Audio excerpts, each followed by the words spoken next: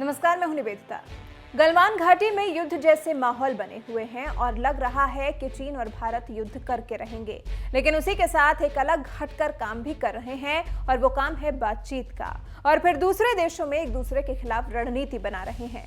इसी कड़ी में भारत के राष्ट्रीय सुरक्षा सलाहकार अजीत डोभाल श्रीलंका के दौरे पर हैं, जहां पर वो चीन द्वारा सताए हुए 3 देशों के साथ चीन को घेरने का काम करने पर रणनीतिक चर्चा करेंगे।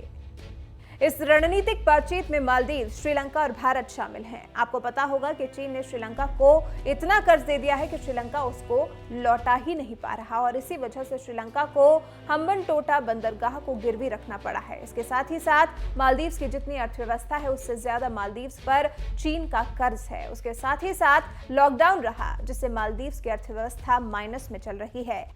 उसी के साथ चीन ने कर्ज का तकादा करना शुरू कर दिया है और कर्ज न चुकाने पर चीन ने मालदीव का रणनीतिक टापू मांगा है, लेकिन मालदीव ने इनकार कर दिया है।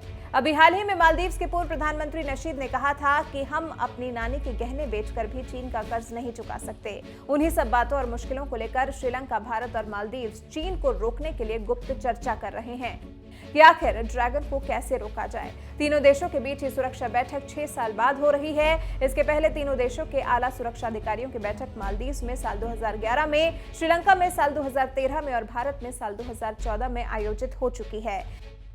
इस त्रिपक्षीय बैठक के जरिए तीनों देशों के बीच हिंद महासागर के इलाके में आपसी सुरक्षा सहयोग पर चर्चा की जाती है। इस मंच ने आपसी सुरक्षा सहयोग गहरा करने में अहम भूमिका निभाई है। इस सुरक्षा बैठक में मालदीव की रक्षा मंत्री मारिया दीदी भाग लेंगी। विदेश मंत्री के प्रवक्ता के मुताबिक ये बैठक हिंद महासागर के इलाके में आपसी सुरक्षा सहयोग पर होगी।